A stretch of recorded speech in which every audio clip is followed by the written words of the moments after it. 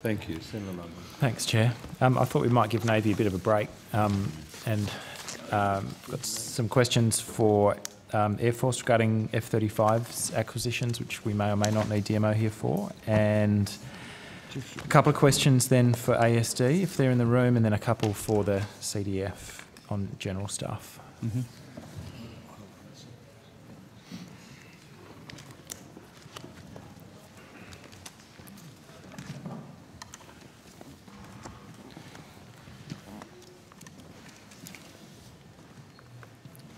All right. Just going to Australia's proposed acquisition of the F-35 Joint Strike Fighter, could you just put to us, these timelines are in the public domain, but I'm just checking to see if there's been any slippage from your point of view. The first expected date of arrival in Australia for domestic training of any of these aircraft and where you'd expect them to be positioned. Senator, Air Vice Marshal Davies, Deputy Chief Air Force, should be our first JSFs in country at the back end of 2018. 18? November, December. All right, thank you. We have pilots training in the United States in these aircraft already, don't we? We have one in the United States at present and the second pilot to go very shortly. Sounds like a while away, but do we know already at this stage where in 2018 they'd be expected to be based?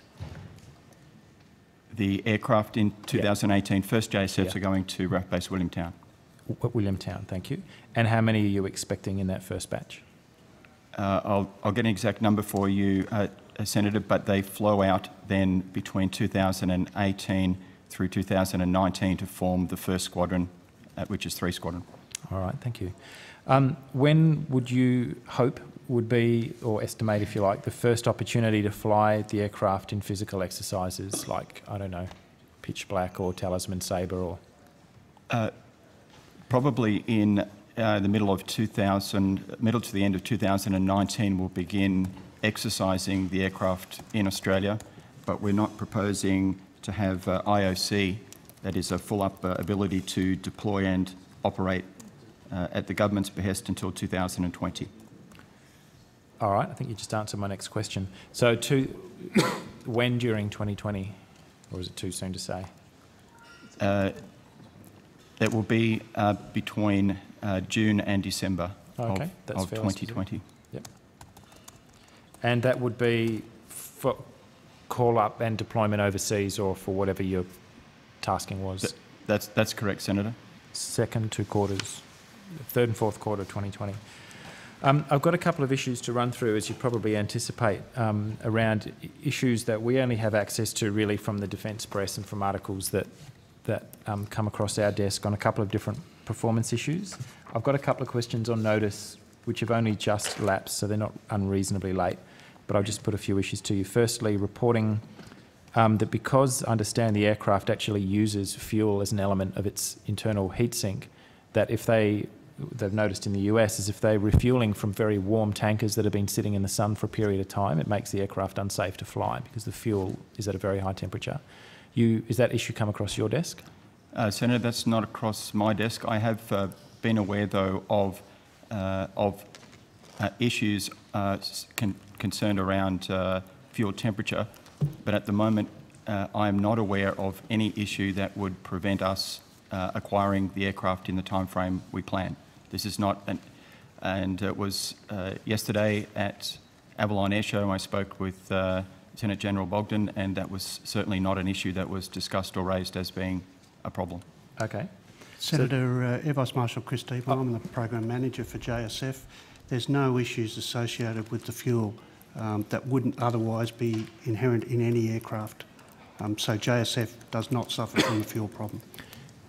A fuel temperature problem relating... Fuel temperature problem. The issue of the article that I came across was actually the colour of the fuel trucks made a difference. If they were dark green, you would get a different fuel temperature from if they were white. Senator, we're agnostic to the colour of the fuel tank that refuels a JSF. And therefore so is the aircraft.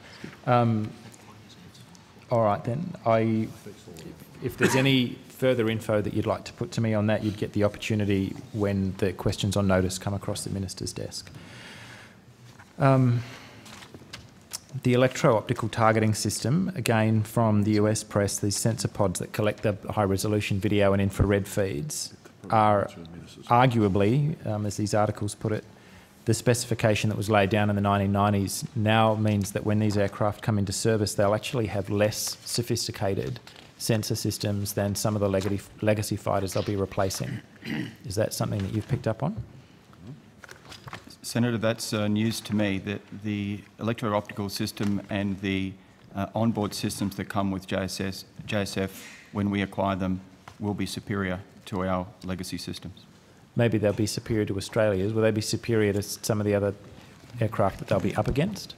And are you aware of that particular issue? I mean, this is not particularly sophisticated searches that I've been undertaking. Senator, Go ahead. I would dispute that claim. Having used the sensor and had a look at it in the last year, and then having had flown the latest sensors available with the helmet-mounted queuing system, the JSF system will be far superior. All right. Day and night. 2, thank you. Another being that the aircraft allegedly won't be able to fire its cannon until 2019, and that's apparently a software issue. Have you come across that? Senator, my understanding of the gun issue, it will be resolved by 2017. 17? So before they arrive in Australia, according to your earlier Before, correct. estimation. Senator, I might be able to add some to that. The final gun solution was planned for Block 3F of the software. That was always planned for delivery at the end of 2017.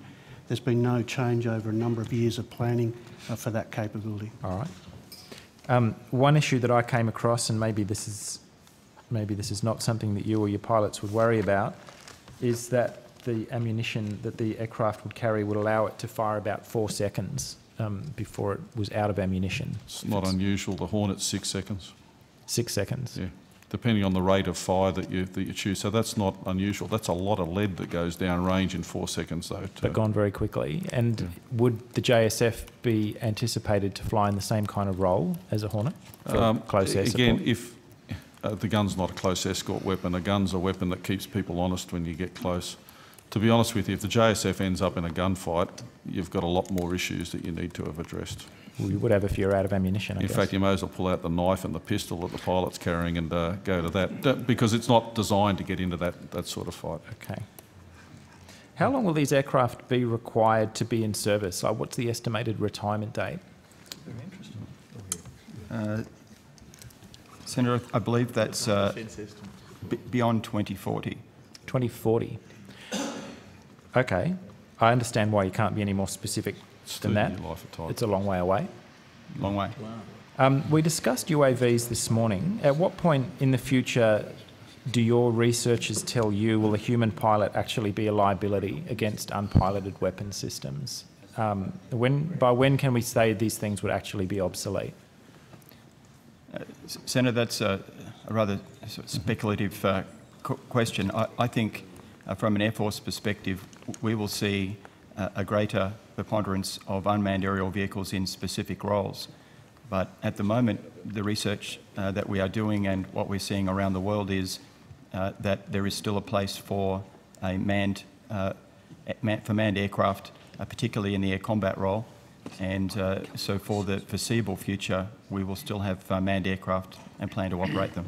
Right into the mid-2030s, you think that these would still be, I mean, they won't be state-of-the-art, Senator, obviously, personally, I have no problem stating that through to the mid-30s we'll need manned aircraft, yes. Yeah, I mean, JSF will be a 30-year life of type from memory, so that if you do the maths from 2020 onwards, that's 40, 50. So you're going to have manned systems.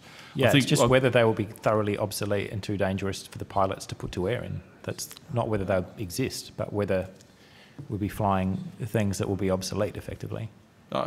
It could be. I think there's a long way to go before you see systems where there is not a human in the loop somehow, or a manned system that's a part of the your repertoire in the Defence Force. F-111, CDF? Sorry? F-111 from what, 1971 till... Yeah, the point I'm making is UAV technology is evolving very rapidly. And there are things that those vehicles can do that an aircraft with a human being in it physically cannot do. Cannot do it, that's it, and vice versa. At this stage. You've still got the best sensor available in having a human in the cockpit. Sure. For the time being. My question to you, and you guys know a lot more about this stuff than me, is for how long? Yeah.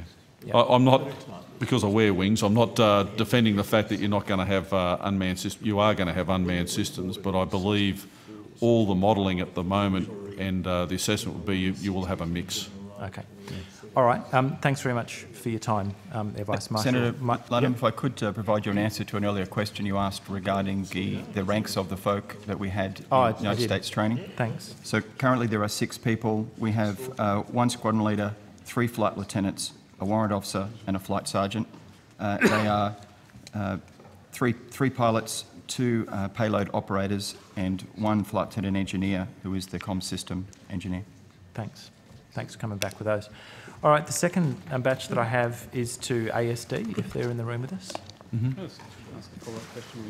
Yeah, before he goes, yeah.